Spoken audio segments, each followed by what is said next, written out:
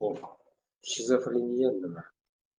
Shizofreniya haqida ko'p gaplashganmiz, menimcha ko'p gaplashamiz hali.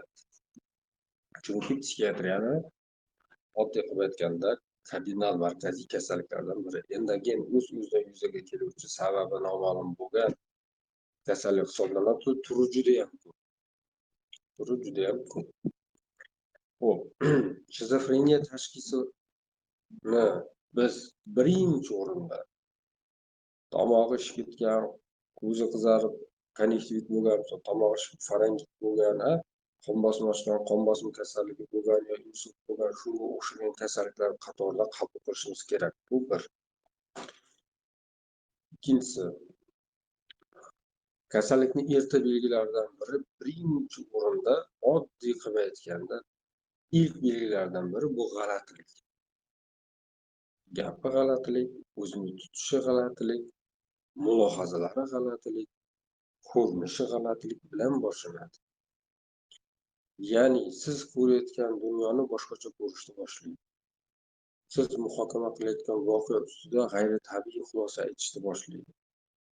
Va bu narsa gap-so'zlarni g'alatiligi sekin-asta bemorning tashqi ko'rinishida, o'zini tutishida namoyon bo'lishni boshlaydi. Sekin-asta uxlamaslik, o'qiyotgan bo'lsa o'qimay qo'yishlik, ishlayotgan bo'lsa ishlamay qo'yishlik, oilaviy bo'lsa oilani ishiga aralashmay qo'yishlik va miyada paydo bo'lgan kasal fikrni orqasidan quvish. Kimdir kuzatyapti deb bilish va kimni orqasiga tushish. Bir insonlarni unga nisbatan munosabati boshqacha deb turib, o'sha munosabatni yo'q qilish uchun kirishish. Misol uchun, o'sha qo'shnilarim hammasi birgalikda meni ustimdan gapirishadi, meni muhokama qiladi deydi va buni yo'q qilish uchun, misol uchun, qo'shnilar o'rtasiga devor terish, misol uchun uylarga qanaqadir datchiklar o'rnatish, meni tovushimni eshityapti deb uyga tekshirib chiqish, g'alatilikni boshlanishi xulq-atvorgacha, o'zini tutishgacha yetib boradi. Va hayotiy sikllarni buzilishi, uyqu, ovqatlanish, shaxsiy gigiyena ishlari ham sekin-asta buzilishni boshlaydi. Ilk belgilari hisoblanadi. Shizofreniyani turi judayam, rostini aytsam, ko'p. Bolalik shizofreniyasidan boshlanib, uzluksiz kechadigan, vaqti bilan xuruj, ya'ni o'rtada yaxshi bo'lib qoladi-da. Sog'lom, 100% sog'lom insonga aylanadi.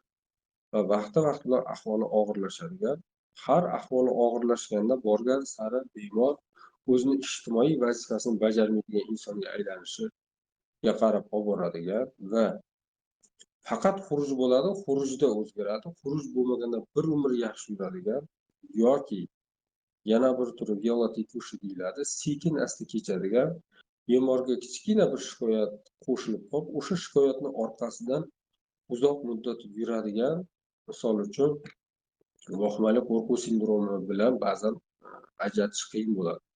Bemorning tanasida bir kasallik bor deb biladi, shu kasallikni orqasidan yurishni boshlaydi.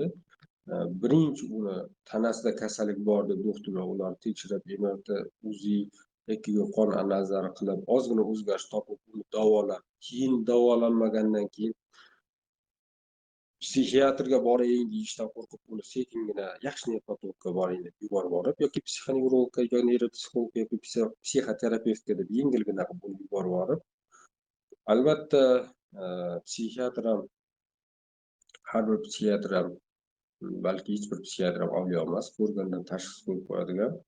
Bu ham olingan ma'lumotlarga tayanib, vahimali qo'rquv sindromi, nevroz shekilli deb uni misol uchun 1 yil, 2 yil nevroz bo'yicha davolab, nechadir foiz natijaga erishib, lekin kasallik umuman yo'q bo'lmasligi va bemorda bu holatga nisbatan qayta murojaatlar, psixoterapiyalarga qaramasdan tanqid shakllanmagandan keyin bu sekin rivojlanuvchi shizofreniya emasmikin degan tashxisga kelguncha ancha vaqt o'tadi.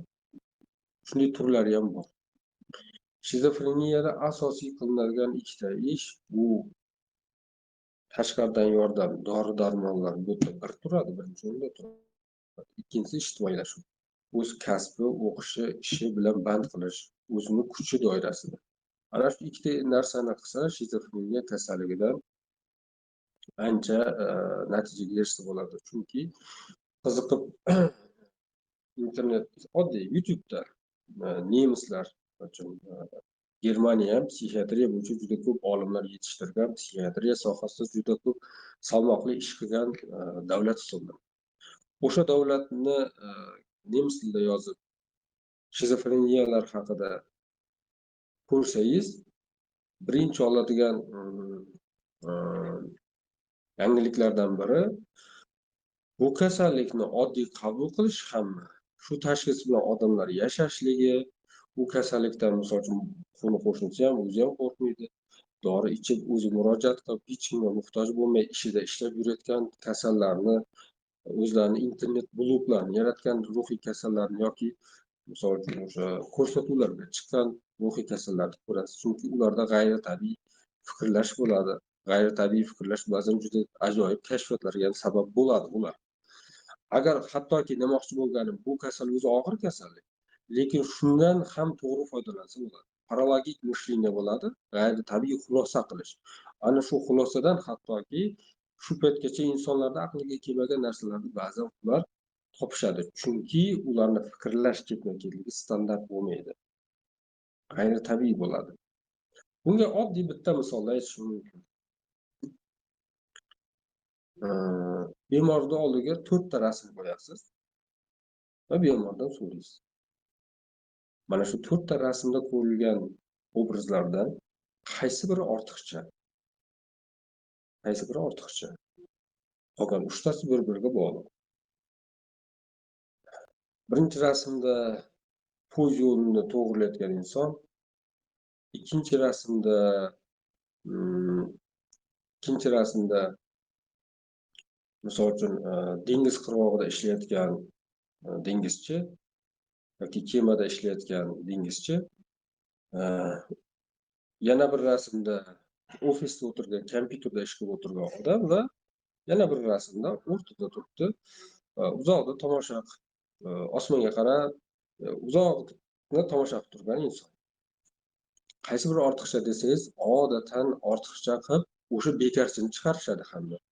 Chunki kompyuterda ishlayotgan ham ishlayapti, dengizda ishlayotgan ham ishlayapti, poyezd yo'lida ishlayotgan odam ham ishlayapti. Ya'ni ular band insonlar. Bu inson band emas. Lekin siz uni shizofreniya kasalligi bilan xastalangan insondan so'rasangiz, u misol uchun dengizchini ko'rsatadi. Nima uchun dengizchini ko'rsatdingiz? Nima uchun qolgan hammasi umumiy klassifikatsiyaga kiradi, bu kirmaydi deb so'rasangiz aytadi.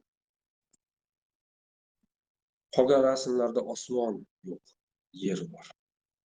Bu rasmda ham osmon bor, ham yer bor, jamlangan deydi.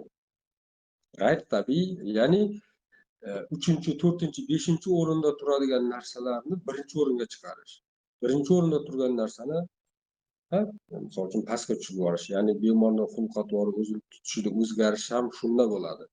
Ishlamay qo'yishi, o'qimay qo'yishi, misol uchun oilani yukini olib ketish kerak edi, oilani mas'uliyati qilmay qo'yishligi, o'zini shu fikrlari bilan band bo'lishligiga sabab 2-chi, 3-chi o'rinda turgan narsalar birinchi o'ringa chiqib ketadi. Bemorni bu narsa bizda o'zlari brend hisoblanadi. Bu bilan o'zi psixiatrlar ishlaydi. Lekin o'sha narsani kamaytirishga asosan biz dori-darmonlar tavsiya qilamiz. U dori-darmonlar qon bosimi kasali bor inson uchun uzoq vaqt ichiladi. Va qayta ko'riklar bo'linadi. Bemorni ijtimoiy hayotda ushlab qolsak, bo'ldi, biz kadr yo'qotmaymiz. Oilani boquvchisi yo'qolmaydi, oilani uy bekasi yo'qolmaydi. Stigmatizatsiya bo'lmaydi, boshqacha qarash, past nazarda qarash, kasal deb qarash degan narsa bo'lmaydi. Bu kasallikni qancha tushunsak, shuncha bizda yo'qotish kam bo'ladi. Chunki bemor shizofreniyani o'zidan jamiyatdan chiqib ketmaydi, uni asoratidan chiqib ketadi. Ya'ni u kasalni ishlaysiz, e'tibor bermaydi, shu bilan chiqib ketadi. Xo'p.